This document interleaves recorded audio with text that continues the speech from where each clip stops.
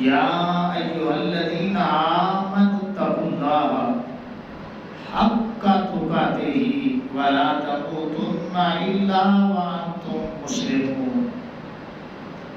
اس کا بالکل سادہ سا ترجمہ یہ بنتا ہے کہ اے ایمان والو اللہ سے ڈرو جیسا اس سے ڈرنے کا حق ہے، اللہ سے ڈرو جیسا اس سے ڈرنے کا حق ہے، اور وَلَا تَمُوتُنَّ إِلَّا وَأَنْتُمْ مُسْلِمُونَ، اور ہرگز نہ مرنا مگر مسلمان۔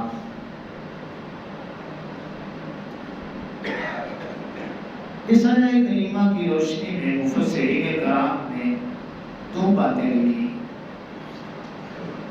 ایک تو اللہ رب العزت کا ایک مطالبہ ہے اپنے ماننے والوں سے، ایمان والوں سے، کہ میرے بندو تقوی اختیار کرو، اور ایسا تقوی اختیار کرو جو مجھے مطلوب ہے، جو میں چاہتا ہوں، اور تم میں سے کوئی بھی اس حالت میں نہ مرے کہ وہ مجھے نہ مانتا ہو، کیونکہ اللہ کو بغیر مانے اگر کوئی اس دنیا سے چلا جاتا ہے تو اب اس نے اپنی آخرت کو تباہ کر لی ہے۔ اللہ رب العزت یہ بتا رہا ہے کہ اے ایمان والو، ایک تو وہ تقوی میرے پاس لے کر کے آؤ جو میری رضا ہے، جو میں چاہتا ہوں، اور دوسرا جب بھی تمہیں موت آئے تو پھر اس حالت میں آئے کہ تم مجھے بھی ماننے والے ہو اور میرے حبیب کریم علیہ السلام کو بھی ماننے والے ہو۔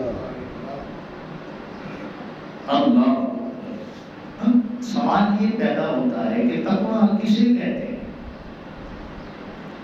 اب سن لیں، بڑی سادہ تعریف میں کرنے لگا کہ دل کی اس کیفیت کو کہتے ہیں جس کے حاصل ہو جانے کے بعد بندے کو نیکی کی رغبت اور گناہوں سے نفرت بڑھ جاتی ہے۔ تقویٰ کسے کہتے ہیں؟ دل کی اس کیفیت کو کہتے ہیں کہ اگر حاصل ہو جائے تو پھر نیکی کا جذبہ یہ بڑھ جاتا ہے، برائی سے نفرت وہ بھی بڑھ جاتی ہے۔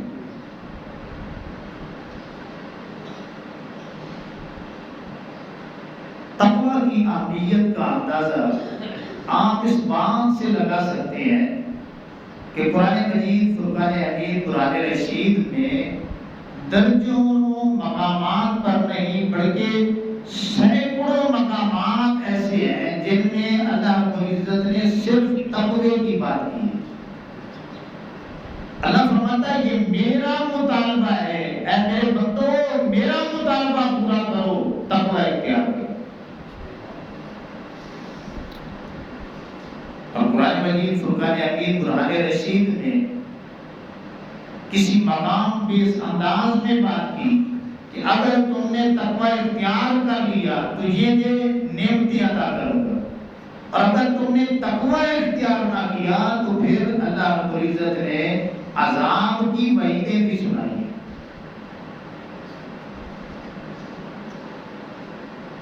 جنت میں جتنے لوگ بھی جائیں گے، یہ بڑی غور کی بات ہے، سننے والی ہے، جنت میں جتنے لوگ بھی جائیں گے وہ تقویٰ کے کسی نہ کسی درجے پہ ہوں گے۔ وَلَدَارُ الْآخِرَةِ خَيْرٌ لِلَّذِينَ يَتَّقُونَ، تو جنتی جتنے بھی لوگ ہوں گے جنت میں جانے والے، وہ دنیا میں کسی نہ کسی درجے پہ ہوں گے تقوی کے لحاظ سے۔ اب تقویٰ ایک لفظ ہے، اس کا معنی کیا ہے؟ ایک معنی ہے بچنا، دوسرا معنی ہے ڈرنا۔ قرآن مجید فرقان حمید قرآن رشید میں جب بھی یہ لفظ آتا ترجمہ ڈرنے کے حوالے سے ہوتا ہے اور کہیں پہ اس کا معنی بچنے کے لحاظ سے ہوتا ہے. ہر جگہ پہ ایک معنی کو فٹ نہیں کیا جائے گا.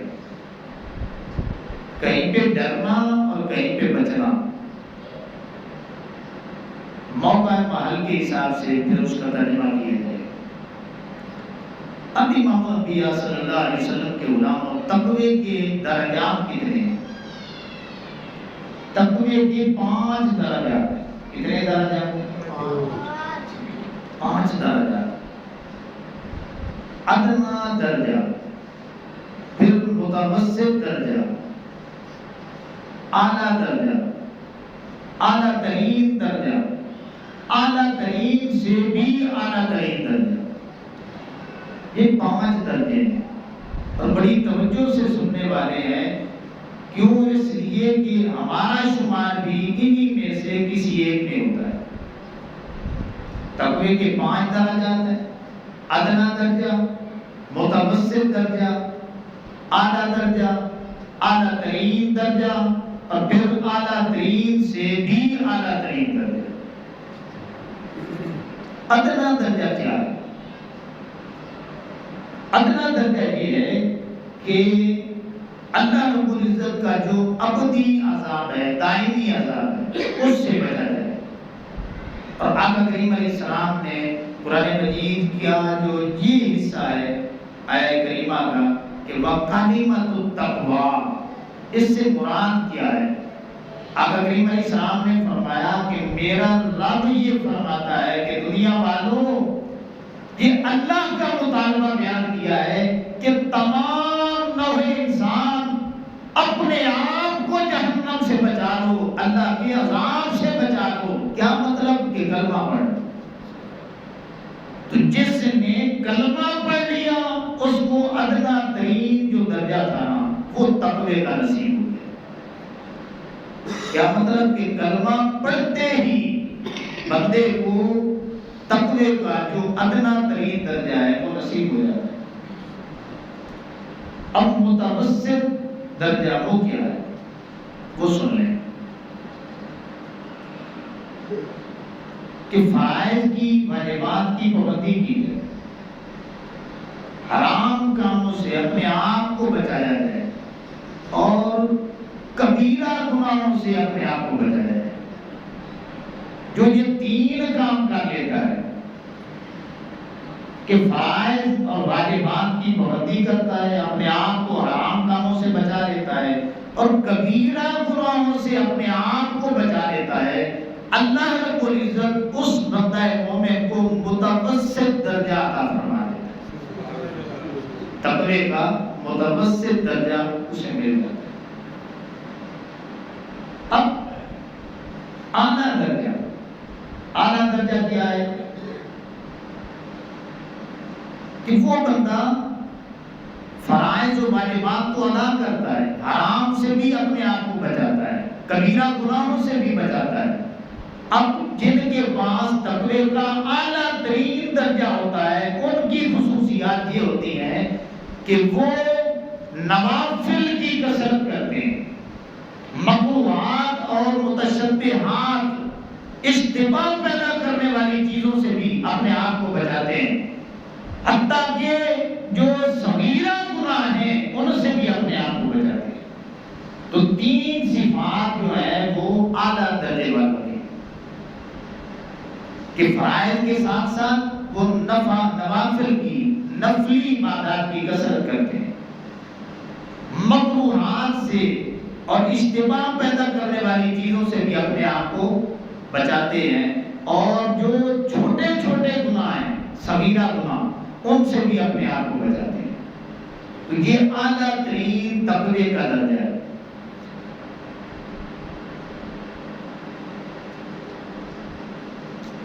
ادنا درجہ، متوسط درجہ، اعلیٰ درجہ.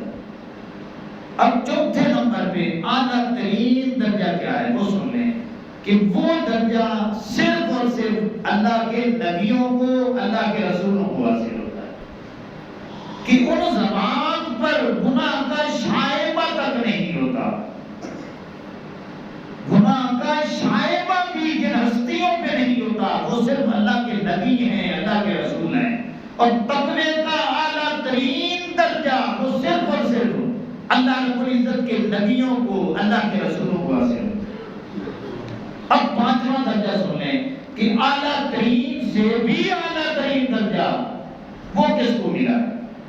تو امام الانبیاء صلی اللہ علیہ وسلم کے غلاموں سن لیں کہ اعلیٰ ترین سے بھی اعلیٰ ترین تقوی کا جو درجہ ہے وہ اس پوری کائنات میں صرف ایک ہی ہستی کو حاصل ہے، صرف ایک ہی ہستی کو حاصل ہے، اور وہ میرے اور آپ کے آقا کریم علیہ السلام کی ذات والا صفات۔ علماء نے لکھا ہے کہ اعلیٰ ترین سے بھی اعلیٰ ترین جو تقوی کا درجہ آقا کریم علیہ السلام کو حاصل ہے، یہ وہ درجہ ہے جو نہ نبیوں کو حاصل ہے، نہ رسولوں کو حاصل ہے، نہ جنوں کو حاصل ہے، اور نہ ہی فرشتوں کو حاصل ہے۔ اللہ نے جتنی بھی مخلوقات پیدا کی ہے وہ اس درجے سے نیچے نیچے ہے۔ سب سے اونچا درجہ جو ہے تقوی کا وہ اللہ رب العزت نے صرف اور صرف اپنے محبوب کریم صلی اللہ علیہ وسلم کو عطا فرمایا۔ اور یہ آقا کریم علیہ السلام کا خاصہ ہے، خاصہ ہے۔ آقا کریم علیہ السلام نے ایک دفعہ ارشاد فرمایا کہ اے میرے غلاموں، حلال بھی واضح ہے، حرام بھی واضح ہے۔ حلال اور حرام بالکل واضح ہے۔ اب حلال اور حرام کے درمیان کچھ اشتباہ پیدا کرنے والی چیزیں ہیں۔ اے میرے غلاموں سن لو، جس نے اپنے آپ کو ان اشتباہ پیدا کرنے والی چیزوں سے بچا لیا، اس نے اپنی عزت بھی بچا لی، اس نے اپنا دین بھی بچا لیا، اس نے اپنی عزت بھی بچا لی، اس نے اپنا دین بھی بچا لیا۔ اللہ رب العزت نے یہ جو فرمایا نا کہ یا ایھا الذین آمنوا اتقوا اللہ حق تقاتہ، اے ایمان والو اللہ سے ڈرو جیسا اس سے ڈرنے کا حق ہے۔ علماء لکھتے ہیں کہ اس درجے پہ اگر کوئی فائز ہے تو وہ صرف آمنہ کے لال ہیں، امام الانبیاء صلی اللہ علیہ وسلم ہیں، آقا کریم صلی اللہ علیہ وسلم کی ذات۔ اب اللہ جانتا تھا کہ جب وہ درجہ میں نے صرف اپنے حبیب کریم علیہ السلام کو دے دیا تو اللہ رب العزت نے پھر دوسری آیت کریمہ نازل کی، فرمایا فاتقوا اللہ ما استطعتم، یار جتنا تقوی اختیار کر سکتے ہو اتنا تو کرو نا یار، تو جتنا میں چاہتا ہوں اتنا تم نہیں کر سکتے۔ یہ درجہ تو میں نے اپنے حبیب کریم علیہ السلام کے لیے خاص کر لیا، لیکن اتنا تو تقوی اختیار کرو نا جتنی تمہاری استطاعت ہے۔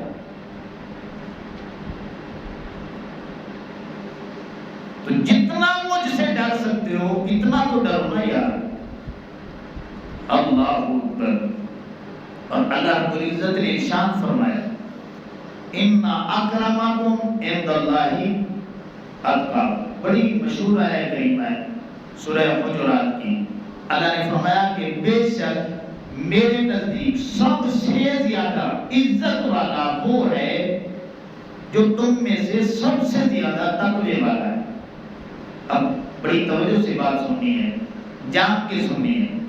اللہ رب العزت نے کیا فرمایا؟ بے شک میرے نزدیک تم میں سے سب سے زیادہ عزت والا وہ ہے جس کے پاس تقوی کی دولت ہے۔ تو اللہ رب العزت کے نزدیک عزت کا معیار کیا ہے؟ تقوی۔ جس کے پاس جتنا تقوی ہوگا، اللہ فرماتا ہے کہ میں دنیا میں اسے اور آخرت میں اسے اتنی بڑی عزتوں سے نوازوں گا۔ میرے نزدیک سب سے بڑی عزت والی بات یہ ہے کہ تم تقوی اختیار کرو۔ اور آقا کریم علیہ السلام کی حدیث پاک بخاری شریف میں موجود ہے 5063 نمبر پہ، اور مسلم شریف میں 2588 نمبر پہ موجود ہے۔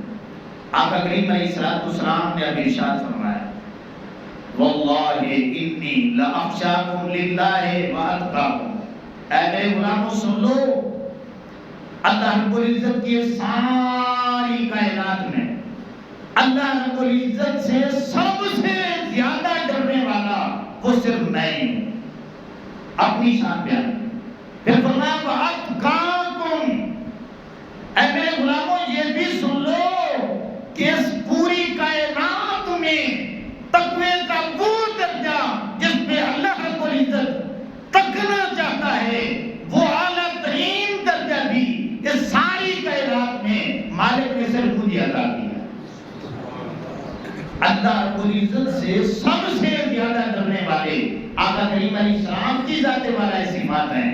اور تقوی کا وہ نور جو اللہ رب العزت کا مقصود ہے، مالک چاہتا ہے، اللہ کی مطلوب ہے، اللہ رب العزت کی رضا ہے کہ یہ والا نور ہونا چاہیے. آقا کریم علیہ السلام فرماتے ہیں وہ صرف میرے پاس ہے. اب اس آیت کریمہ کو پڑھیں. ان اکرمکم عند اللہ اتقاکم. اللہ نے فرمایا کہ میرے نزدیک سب سے زیادہ تم میں سے عزت والا وہ ہے جو تم میں سے سب سے زیادہ تقوی والا ہے. اور آقا کریم علیہ السلام کیا فرما رہے ہیں کہ سب سے زیادہ تقوی میرے پاس ہے. تو کیا مطلب کہ اللہ رب العزت کی بارگاہ میں سب سے زیادہ عزت کا حقدار، عظمت کا حقدار، محبوبیت کا حقدار اور قربت کا حقدار اس کائنات میں اگر کوئی ہے تو وہ تمہارے اور میرے نبی امام الانبیاء صلی اللہ علیہ وسلم کی ذات ہے. یہی وجہ ہے کہ جو اعلیٰ سے اعلیٰ رتبے تھے نا وہ اللہ رب العزت نے اپنے حبیب کریم علیہ السلام کو عطا فرمایا. نبوت کا، رسالت کا، ختم نبوت کا، اپنی محبوبیت کا، اپنی قربت کا، یہ جو بڑے بڑے درجے تھے وہ اللہ رب العزت نے اپنے حبیب کریم علیہ السلام کو عطا فرمایا. اللہ اکبر. خطبہ حجۃ الوداع کے موقع پہ آقا کریم علیہ السلام نے ارشاد فرمایا اے میرے غلاموں سن لو، تمہارا اور میرا رب ایک ہی ہے. ہم سبھی کو اللہ رب العزت نے ایک ماں اور ایک باپ سے پیدا کیا ہے. کسی بھی عربی کو عجمی پر، کسی بھی عجمی کو عربی پر کوئی فضیلت نہیں. اگر کسی کو کوئی فضیلت حاصل ہے تو پھر سن لو اللہ کے ہاں جو معیار ہے وہ زبان نہیں ہے، وہ ذات پات نہیں ہے، وہ قومیت نہیں ہے، بلکہ تقوی کا اللہ رب العزت نے معیار رکھا ہے. جس کے پاس جتنا زیادہ تقوی ہوگا وہ چاہے کسی برادری سے تعلق رکھتا ہوگا اللہ رب العزت اسے اپنی قربت عطا فرما دے. اللہ اکبر. آقا کریم علیہ السلام دعا مانگا کرتے تھے. یہ دعا ہمیں بھی مانگنی چاہیے.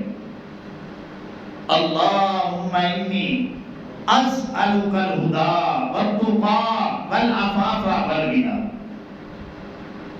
اللہم انی، سبھی پڑھ لیں ایک دفعہ.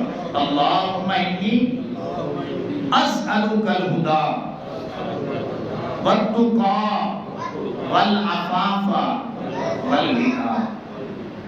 اس کا معنی سن لیں. آقا کریم علیہ السلام دعا مانگا کرتے. ابن مسعود رضی اللہ تعالیٰ عنہ راوی ہیں کہ اے میرے اللہ انی اسألک الہدی، میں تجھ سے سوال کرتا ہوں کہ مجھے ہدایت پہ رکھنا. اب آقا کریم علیہ السلام تو ہدایت کو بانٹنے والے ہیں. دعا مانگ کے اپنے غلاموں کو تربیت دے رہے ہیں کہ ایسے اللہ کی بارگاہ میں یہ دعائیں مانگنی ہیں. وَاتَّقَى، اور تقوی کی، اے مالک میں تقوی کا سوال کرتا ہوں، ہدایت کا سوال کرتا ہوں، تقوی کا سوال کرتا ہوں. والعفاف، پاک دامنی کا سوال کرتا ہوں. والغنا، اور دل کی امیری کا سوال کرتا ہوں کہ مجھے غنا کی دولت عطا فرما. کتنی بڑی دعائیں ہیں. ہدایت کی دولت، تقوی کی دولت، پاک دامنی کی نعمت اور عنایت، دل کی امیری اے مالک مجھے عطا فرما۔ تو آقا کریم علیہ السلام جب تقوی کے اعلیٰ ترین درجے پہ فائز ہیں، پھر بھی آقا کریم علیہ السلام دعائیں مانگ رہے ہیں۔ کیوں؟ اس لیے اگرچہ آقا کریم علیہ السلام کے پاس اللہ رب العزت کی قربت کا اعلیٰ ترین درجہ موجود ہے، لیکن اس کے باوجود آقا کریم علیہ السلام تقوی کی دعائیں مانگ رہے ہیں۔ وجہ کیا ہے؟ ایک وجہ تو یہ ہے کہ اپنے غلاموں کو سبق دے رہے ہیں کہ اللہ سے دعائیں مانگنی ہے، اللہ رب العزت کے نیڑے ہونا ہے، قربت حاصل کرنی ہے، معیت حاصل کرنی ہے۔ دوسرا اس میں یہ بھی اظہار ہے کہ اللہ رب العزت نے جتنی بھی قربت عطا کر دی ہے، اب اتنا نیڑے ہو کے اور دل کرتا ہے کہ مالک اور زیادہ نیڑے کر دے، مالک مجھے اور زیادہ اپنی قربت دے دے۔ اللہ اکبر۔ تو جب آقا کریم علیہ السلام اتنی دعائیں مانگا کرتے تھے تو ہمیں کتنی مانگنی ہے؟ ایک دفعہ صحابہ کرام علیہ رضوان بیٹھے ہوئے تھے، آقا کریم علیہ السلام نے فرمایا میرے غلاموں ذرا بتاؤ تو صحیح کہ وہ کون سا عمل ہے جس کے کرنے کی وجہ سے میری امت کے اکثریت جو ہے نا وہ جنت میں جائے گی۔ پھر فرمایا میرے غلاموں وہ کون سا عمل ہے جس کے کرنے کی وجہ سے میری امت کی اکثریت دوزخ میں جائے گی۔ اب یہ بڑی عجیب بات ہے، آقا کریم علیہ السلام کیا فرما رہے ہیں؟ میرے غلاموں وہ کون سا عمل ہے جس کے کرنے کی وجہ سے میری امت کی اکثریت لوگ جنت میں بھی جائیں گے، وہ کون سا عمل ہے جس کے کرنے سے میری امت کی اکثریت لوگ دوزخ میں بھی جائیں گے۔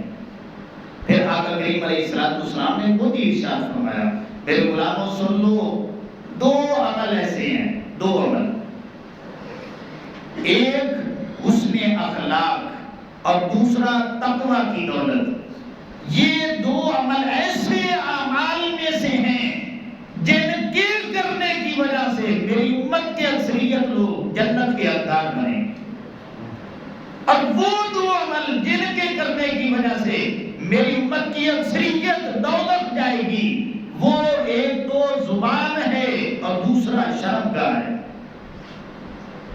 اب حسن اخلاق کا تعلق رویے سے ہے، بولنے سے ہے، تو جو بولنے میں اچھا ہے، جس کا انداز گفتگو اچھا ہے، جس کا کردار اچھا ہے، جس کی سیرت اچھی ہے، جو بولے تو کسی نہ کسی کو فائدہ ہو جاتا ہے، اور تقوی کی دولت ہے وہ جنت کا حقدار بنے گا۔ اور دوسری طرف آقا کریم علیہ السلام فرما رہے ہیں کہ منہ اور شرمگاہ کی وجہ سے میری امت کے اکثریت لوگ دوزخ میں جائیں گے۔ کیا مطلب؟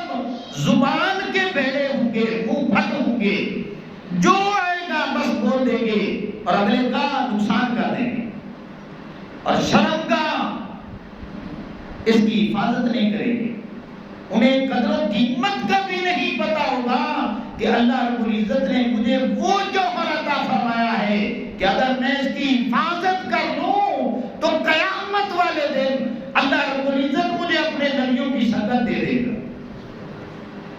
تو جو بندہ اپنے اس جوہر نفس کی حفاظت نہیں کرتا تو وہ بھی جہنم کا ایندھن بن جائے گا۔ تو اس لیے امام الانبیاء صلی اللہ علیہ وسلم کے غلاموں ہمیں اپنے کردار پہ توجہ کرنے کی ضرورت ہے۔ دیکھیں نا، کلمہ ہے، نماز ہے، روزہ ہے، زکوٰۃ ہے، حج ہے، قربانی ہے، مسجد کی بنیاد ہے۔ آپ کوئی بھی اسلام کے بنیادی اعمال میں سے لے لیں، اللہ کی عزت کی قسم ہے ہر عمل کا مقصود میں قرآن کی آیتوں سے ثابت کروں گا کہ اللہ نے فرمایا میرے بندو سن لو، یہ کلمے کی بنیاد تقوی پر ہے۔ کلمے کا مقصود کیا ہے؟ کلمۃ التقوی، کلمے کا مقصود تقوی ہے، نماز کا مقصود تقوی ہے، روزے کا مقصود تقوی ہے، زکوٰۃ کا مقصود تقوی ہے، حج کا مقصود تقوی ہے، قربانی کا مقصود تقویٰ ہے، اعتکاف کا مقصود تقویٰ ہے، اور مسجد کی بنیاد وہ تقوی پر ہے۔ تو اے مالک و مولا، بات سمجھ نہیں آتی، اسلام کے سارے بنیادی احکامات تیری رضا یہ ہے کہ تقویٰ ہو، تقویٰ ہو، تقویٰ ہو۔ اے مالک، تقویٰ حاصل کر لیا تو کیا ملے گا؟ اللہ فرماتا ہے میرے بندو، جس نے جتنا تقویٰ حاصل کر لیا اس بندے سے میں مالک ہو کے پیار شروع کر دوں گا۔ ایک فائدہ کہ وہ رب ہو کے ساری کائنات کا اس بندے سے پیار شروع کر دیتا ہے۔ دوسرا فائدہ یہ ہوتا ہے کہ اس بندے کے دل میں نیکی کا جو جذبہ ہے وہ بڑھ جاتا ہے۔ تیسری نشانی یہ ہے کہ اسے گناہوں سے نفرت ہو جاتی ہے۔ چوتھا فائدہ یہ ہے کہ اس کا ایمان مضبوط ہو جاتا ہے کہ میرا رب مجھے دیکھ رہا ہے۔ اور اگر تقوی کی یہ دولت، اللہ رب العزت کی قربت والی، سنگت والی، معیت والا یہ درجہ کسی کو نصیب ہو جائے، اللہ فرماتا ہے میرے بندو، گناہ تمہارے سامنے آئے گا، من ٹھن کے آئے گا، من سمجھ کے آئے گا، تو نے پھر اس کی طرف دیکھنا بھی نہیں۔ یہ تقویٰ مل جائے تو اتنی بڑی دولت بندے کو نصیب ہو جاتی۔ ابھی بھی بات سمجھ نہیں آئی تو آؤ اللہ کے قرآن کی طرف۔ اللہ فرماتا ہے میرے بندو، میرے پیارے یوسف علیہ السلام کا قصہ تھوڑا سا پڑھ لو۔ اللہ کے نبیوں کو اعلیٰ ترین درجہ حاصل ہوتا ہے تقوی کا، ان کو یقین کامل حاصل ہوتا ہے کہ میرا رب مجھے دیکھ رہا ہے، یقین کامل حاصل ہوتا ہے۔ تو جب زلیخا نے 11 دروازے بند کر دیے تھے اور ایک بت پہ اس نے کپڑا بھی ڈال دیا تھا، اس نے کہا کہ اے یوسف، اگر تجھے رب سے شرم آ رہی ہے تو میں نے کپڑا ڈال دیا ہے۔ تو یوسف علیہ السلام کا کردار پڑھیں، اللہ کی عزت کی قسم ہے، بند کمروں میں بھی یوسف علیہ السلام نے آنکھ اٹھا کے بھی زلیخا کی طرف نہیں دیکھا، بس دل میں سوچنا شروع کر دیا، اے مالک تو مجھے دیکھ رہا ہے، اب کوئی رستے بھی بنا دے۔ اب قرآن میں آتا ہے برہان ربی، بس ادھر یوسف علیہ السلام کے سوچنے کی دیر تھی، سوچا، دل میں خیال آیا، اللہ کی وحی آ گئی، اے پیارے پیغمبر علیہ السلام، بس اس دروازے کی طرف منہ کرنا اور دوڑ لگانا آپ کا کام ہے، اس گناہ سے بچا لینا یہ میرا کام ہے۔ یوسف علیہ السلام نے گناہ سے بچنے کی کوشش کی تھی، تو ہم میں سے کتنے ہیں جو گناہ سے بچنے کی کوشش کرتے ہیں؟ قدم قدم پہ گناہ موجود ہے، ادھر مسجد سے باہر پاؤں رکھیں تو گناہ موجود ہیں۔ ہم میں سے کتنے ہیں جو اپنے آپ کو گناہوں سے بچاتے ہیں؟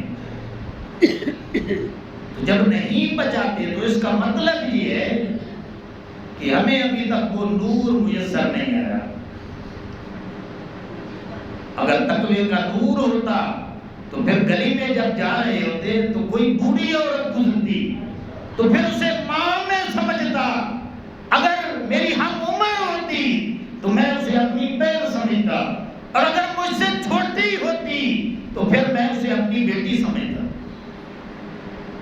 اللہ اکبر۔ اب گل کی بات سن لیں، امام الانبیاء صلی اللہ علیہ وسلم کے غلاموں، اللہ رب العزت کے سارے نبیوں کی جو تعلیمات تھی وہ اس بات پہ کھڑی تھی کہ میرا رب مجھے دیکھ رہا۔ ہر نبی کی شریعت کی گر کی بات جو تھی، ہر نبی نے اپنی امت کے ہر فرد میں یہ بات پیدا کرنے کی کوشش کی ہے کہ سن لو، تمہارا رب دور نہیں ہے، وہ رب تو تمہاری شاہ رگ سے بھی نیڑے ہے، وہ تمہیں دیکھ رہا ہے۔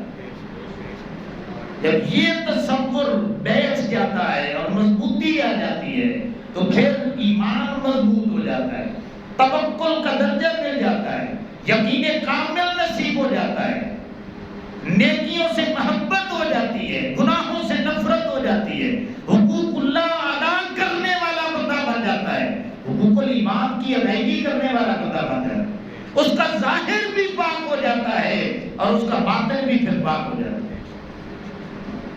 اللہ اکبر۔ کسی نے پنجابی میں کہا تھا کہ بارو مل مل دھونی ہے کدو کدی اندروں بھی مل دھو۔ ہم کپڑے بڑے صاف کرتے ہیں، اپنا جو باہر والا حصہ ہے بڑا سنوارنے کی کوشش کرتے ہیں، کیوں کہ دنیا نے دیکھنا ہے، لوگوں نے دیکھنا ہے۔ بارو مل مل دھونی ہے کدی اندروں بھی مل دھو، کہ جس طرح تم نے اپنے ظاہر کو پاک کر لیا ہے یار اپنے باطن کو بھی پاک کر۔ اور باطن کو پاک کیوں کر؟ اس لیے کہ آقا کریم علیہ السلام کی حدیث پاک ان اللہ لا ينظر الى صورکم، اللہ رب العزت تمہاری شکلوں کو نہیں دیکھتا۔ سن لو، تمہاری شکلوں کو مالک نہیں دیکھتا۔ یہ جو شکل ہے سامنے اس کو مالک نہیں دیکھتا، اگر وہ دیکھتا بھی ہے تو کس کو دیکھتا ہے؟ آقا کریم علیہ السلام نے فرمایا وَلَٰكِن يَنظُرُ إِلَىٰ قُلُوبِكُمْ وَأَعْمَالِكُمْ، مالک تو تمہارے اعمال کو دیکھتا ہے، تمہارے دلوں کو دیکھتا ہے۔ اور ظاہر کو بندوں نے دیکھنا ہو تو ہم پاک کر لیتے ہیں، اور باطن کو تو رب نے دیکھنا ہے، اس کو پاک کرنے کی کوشش کیوں نہیں کرتے؟ اللہ اکبر۔ تو اس لیے امام الانبیاء صلی اللہ علیہ وسلم کے غلاموں، اللہ رب العزت نے سورہ عنکبوت میں واضح طور پہ ارشاد فرما دیا، اے میرے بندو احسب الناس ان یترکوا ان یقولوا آمنا وهم لا یفتنون۔ اب ایسے میں نے نہیں چھوڑ دینا کہ بس تم نے کلمہ پڑھ لیا ہے، تمہارے آگے جنت موجود ہے، بس مرنے کی دیر ہے، اب چھلانگے لگاتے جاؤ گے۔ اللہ فرماتا نہیں، میں اب تمہیں امتحان میں ڈالوں گا۔ اب یہ میں اپنی طرف سے نہیں بات کر رہا، اس کا ترجمہ پڑھ لیں۔ احسب الناس ان یترکوا، لوگوں نے یہ خیال کر لیا ہے کہ اللہ ہمیں چھوڑ دے گا، ان یقولوا آمنا، اس بنیاد پہ کہ ہم نے کلمہ پڑھ لیا۔ یہ میں ترجمہ آپ کو سنا رہا ہوں۔ وَهُمْ لَا يُفْتَنُونَ، اور اللہ نے پھر امتحان کوئی نہیں لینا۔ اللہ فرماتا نہیں، اب تم نے مجھے مانا ہے، میرا کلمہ پڑھا ہے، تو یہ ایمان میں ٹھوک بجا کے ایسا تکڑی پہ تول کے قبول کروں گا جس طرح آقا کریم علیہ السلام کے صحابہ کا میں نے ایمان تول کے قبول کیا۔ فَإِنْ آمَنُوا بِمِثْلِ مَا آمَنْتُمْ بِهِ، ایمان تکڑی پہ تول کے قبول ہونا ہے۔ تو کیا ہمارا ایمان صحابہ کرام علیہ الرضوان کے ایمان جیسا ایمان ہے؟ تو پھر ہمیں غور کرنا چاہیے۔ ہم تو حق بات کرتے ہوئے ڈرتے رہتے ہیں کہ کر دی تو شاید کوئی ناراض نہ ہو جائے۔ یہ تقوی کا لیول نہیں ہے امام الانبیاء صلی اللہ علیہ وسلم کے غلام۔ تو الغرض میری ساری گفتگو کا نتیجہ یہ ہے کہ جس بندے کو تقوی کی دولت نصیب ہو جاتی ہے، وہ بالکل سادے لفظوں میں آپ کو بتا رہا ہوں کہ اللہ رب العزت کی اس بندے کو قربت نصیب ہو جاتی ہے۔ اللہ رب العزت اس بندے سے پیار شروع کر دیتا ہے، اللہ رب العزت اپنے اس بندے سے محبت فرماتا ہے، اپنا ولی بنا لیتا ہے۔ اچھا، ایک سوال یہاں پہ بنتا ہے کہ اگر ہم تقوی حاصل کر لیں تو اللہ رب العزت کی قربت تو ہمیں مل جائے گی، تو کیا آقا کریم علیہ السلام کی قربت بھی ملے گی؟ بہت بڑا سوال ہے۔ اگر ہم تقوی حاصل کر لیں اور پھر اللہ رب العزت ہمیں اپنی قربت دے دے تو کیا ہمیں آقا کریم علیہ السلام کی بھی اس دنیا میں قربت مل سکتی ہے؟ اب میں حدیث پاک سنانے لگا ہوں، بڑی مشہور ہے، اکثر نے سنی ہوگی کہ آقا کریم علیہ السلام نے حضرت معاذ ابن جبل رضی اللہ تعالیٰ عنہ کو یمن کی طرف بھیجا۔ اب یمن کی طرف بھیجنے لگے نا تو حضرت معاذ ابن جبل رضی اللہ تعالیٰ سواری پہ بیٹھے، آقا کریم علیہ السلام ساتھ چلتے جا رہے ہیں، وصیتیں بھی کرتے جا رہے ہیں، ایک مقام آتا ہے، وہاں پہ کھڑے ہو جاتے ہیں اور آقا کریم علیہ السلام فرماتے ہیں اے معاذ شاید تیری میری ملاقات اب نہ ہو، اب ایک بات یاد رکھنا، ایک بات یاد رکھنا،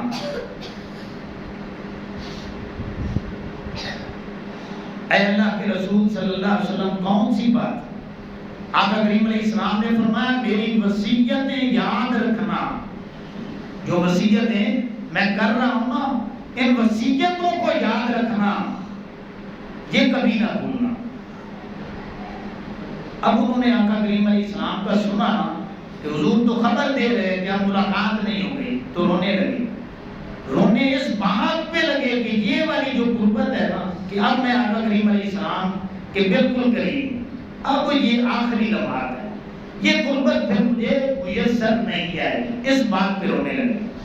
اب یہ حدیث پاک ہے، آقا کریم علیہ السلام نے دیکھا، جان لیا کہ مجھ سے دوری کی وجہ سے رو رہا ہے، کہ اب قربت نہیں ملے گی مجھے۔ آقا کریم علیہ السلام نے تسلی دیتے ہوئے ارشاد فرمایا اِنَّ أَوْلَى النَّاسِ بِهِ الْمُتَّقُونَ مَنْ كَانُوا وَحَيْثُ كَانُوا، کہ اے معاذ ابن جبل سن لے، آخرت کی بات نہیں کر رہا، جنت کی بات نہیں کر رہا، میں اس دنیا کی بات کر رہا ہوں کہ دنیا میں وہ بندہ میرے نزدیک ہوگا جو کوئی بھی ہوگا، جہاں کا بھی رہنے والا ہوگا، اگر اس کے پاس تقوی کا نور ہوگا تو وہ میرے نزدیک ہوگا۔ جو کوئی بھی ہوگا، جہاں کا بھی رہنے والا ہوگا، اگر اس کے پاس تقوی کا نور ہے تو آقا کریم علیہ السلام نے فرمایا کہ وہ میرے نزدیک ہوگا، وہ میرے نیڑے ہوگا۔ تو جب یہ تسلی بھرے کلمات سنے تو پھر مطمئن ہو گئے۔ تو امام الانبیاء صلی اللہ علیہ وسلم کے غلاموں، اس حدیث پاک سے اور دیگر قرآنی آیات سے ہمیں پتہ کیا چلتا ہے کہ تقوی حاصل کرنے سے ہمیں اللہ رب العزت کی سنگت، معیت اور قربت بھی ملتی ہے، اور اپنے آقا کریم علیہ السلام کی بھی قربت نصیب ہو جاتی ہے۔ تو اس لیے امام الانبیاء